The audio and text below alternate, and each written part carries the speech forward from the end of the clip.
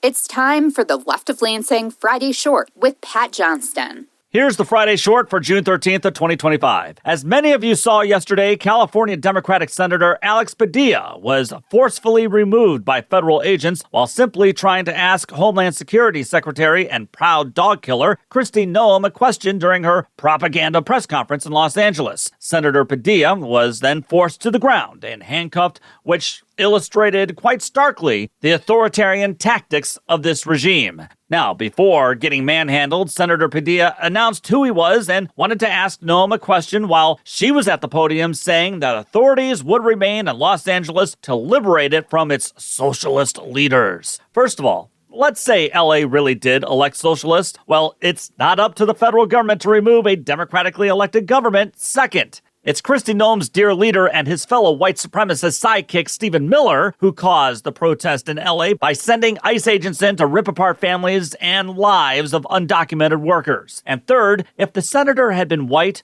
would they have tackled him to the ground?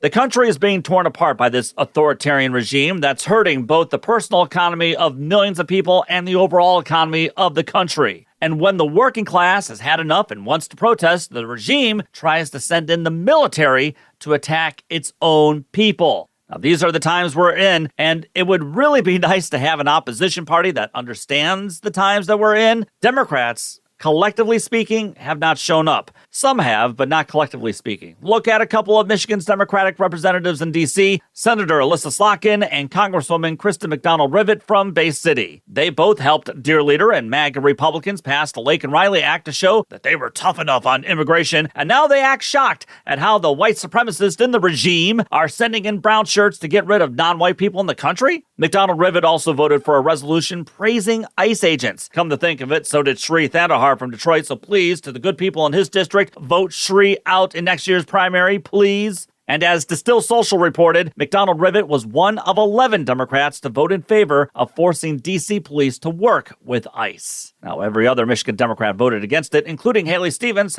who did something right for a change. Give credit where credit's due.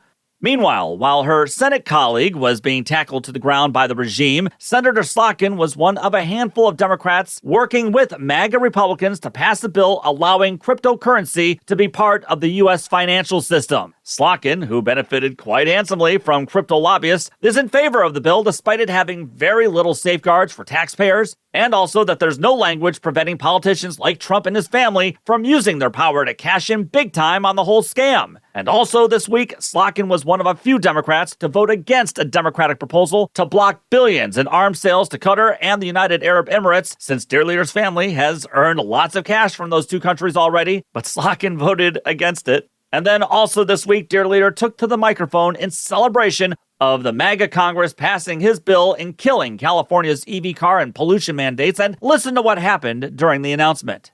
One in the Senate on something that's so good. But who is the one? Slotkin. Michigan. Well, I shouldn't have asked.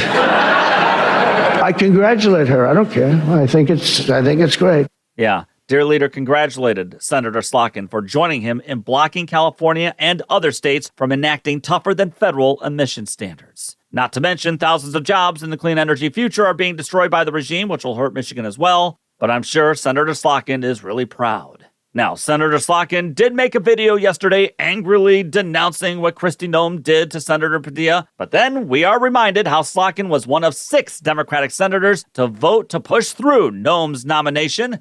Michigan's other Democratic Senator, Gary Peters, was also one of them. So Slotkin has joined the regime on many key votes and also in approving some of their most unqualified and fascist appointments. Is this alpha energy, Senator Slotkin?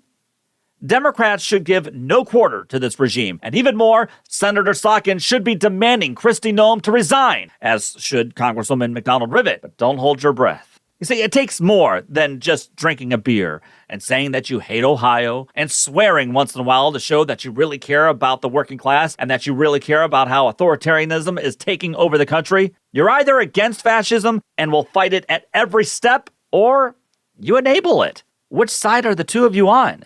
This weekend, the two of you will see all kinds of protests happening in your state and across the nation. And when you see all of those people, ask yourselves if you are on the right side of this fight, because your actions thus far leave many of us wondering. leftoflansing@gmail.com is the best way to reach me. Follow me on Blue Sky, Facebook, the Gram, and Twitter. Subscribe to the show on the YouTube, and subscribe and give a good 5-star review of Michigan's premier progressive podcast. Go Tigers, and take the battle to them.